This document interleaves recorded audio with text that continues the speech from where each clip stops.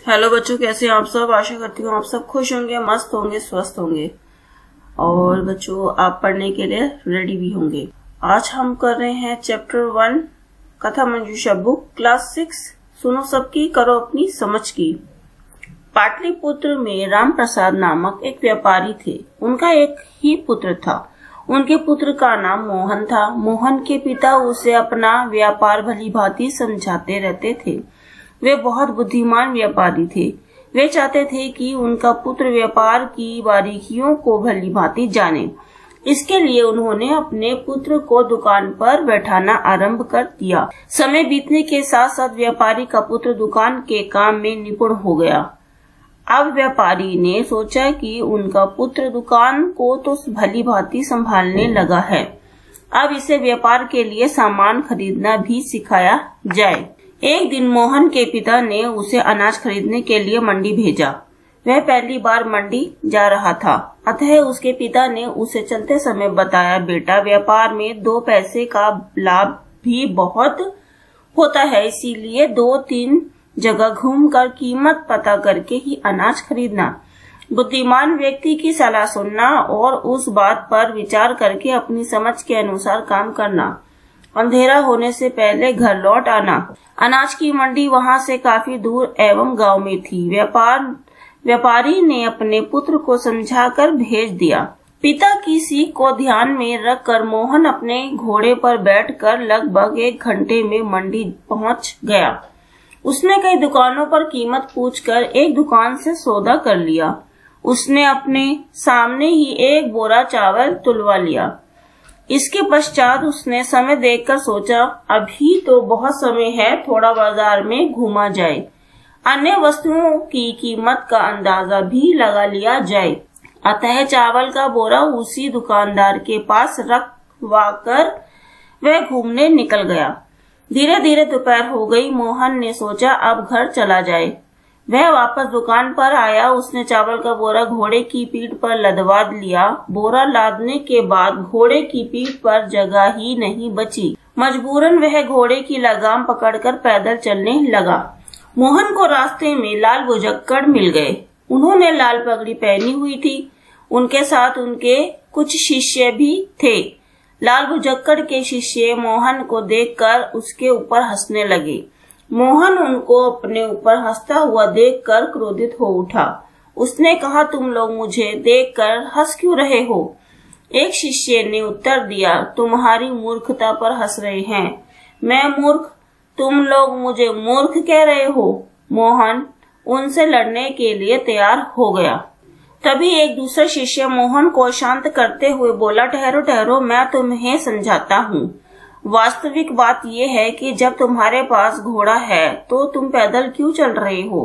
अब यह बात मूर्खता भरी है या नहीं? तुम लोग अजीब हो। तुम्हें दिखाई नहीं दे रहा कि घोड़े की पीठ पर बोरा लदा हुआ है? मेरे बैठने के लिए स्थान ही कहाँ है?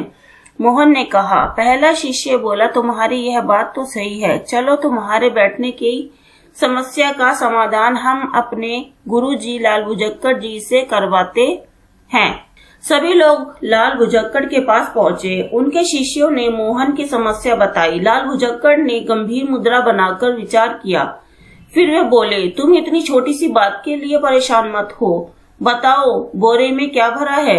मोहन ने उत्तर दिया, चावल। लाल बुजक्कड़ ने कहा, चावल के वजन के बराबर पत्थर एक बोरे में भरो। घोड़े की पीठ पर एक तरफ चावल का बोरा तथा दूसरी तरफ पत्थर का बोरा लटका दो। बीच में तुम्हारे बैठने के लिए स्थान हो जाएगा। तुम आराम से बैठकर जा सकोगे। इस प्रकार तुम चलने से बच भी जाओगे। देखा, यह हुई ना समझदारी की बात? सारे शिष्य एक साथ बोले। मोहन लाल बुजक्कड़ की बात सुनकर सोचने लगा, यह आदमी समझदार लगता है, इसकी बात माननी चाहिए। लाल बुजक्कड़ एवं उनके शिष्य अपनी बात कहकर आगे बढ़ गए। मोहन ने दूसरे बोरे में पत्थर भरे और घोड़े की पीठ पर एक तरफ पत्थर और दूसरी तरफ चावल का बोरा लटका दिया। अभी वह घोड़े पर बैठने की सोच ही रहा था कि घोड़ा धीरे धीरे चलने लगा। वह घोड़े पर तरस खाकर उसके साथ पैदल ही चलने लगा। थोड़ी दूर चलने के बाद मोहन को ध्यान आया कि उसके पिताजी ने अंधेरा होने से पहले ही घर लौट आने के लिए कहा था। यदि वह ऐसे ही पैदल चलता रहा तो समय पर घर नहीं पहुंच पाएगा। उसने घोड़े को रोका और उसकी पीठ पर सवार हो गया। जैसे ही वह घोड़े पर सवार हुआ वैसे ही घोड़ा गिर गया। दोनों के गिरते ही आसपास खड़े लोग उसकी सहायता के लिए दौड़ पड़े। उन्होंने घोड़े पर लदा वजन उतार कर घोड़े और मोहन को उठाया। लोगों ने बोरे में भरे पत्थरों को देखकर मोहन को डांटते हुए कहा, तुम अजीब मूर्ख हो, इतना ज्यादा वजन घोड़े पर लाद कर चलते हो।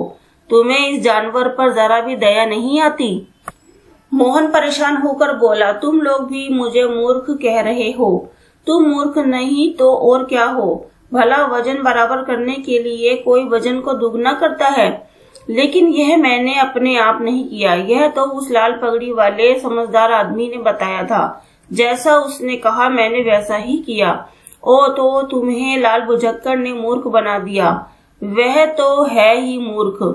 तब एक समझदार व्यक्ति ने उसे समझाया, अरे भाई, वजन बराबर करने के लिए वजन को दुगना करने की क्या आवश्यकता थी।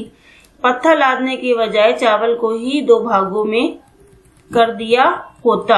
आधा आधा करके दोनों तरफ बोरे लटका देते तो वजन भी कम हो जाता और तुम्हारे बैठने की जगह भी आराम से बन जाती और तुम भी आराम से बैठकर चले जाते। कुछ अपनी समझ भी तो लगाई होती। मोहन को समझ में आ गया कि वह सचमुच ही मूर्ख बन गया है।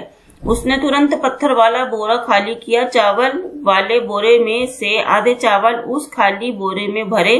दोनों बोरों को उसने घोड़े की पीठ पर लादा। उसके बैठने के लिए घोड़े की पीठ पर काफी जगह बन गई। वह जैसे ही घोड़े की पीठ पर बैठा वैसे ही घोड़ा तेज गति से दौड़ने लगा। शाम होने तक वह घर पहुंच गया। अब उसे जीवन का एक बहुत बड़ा रहस्य समझ में आ गया था। उसने अपने पिता के इस सबक को गांठ बांध लिया, सुनो सबकी, किंतु करो अपनी बुद्धि के अनुसार सोच समझ के।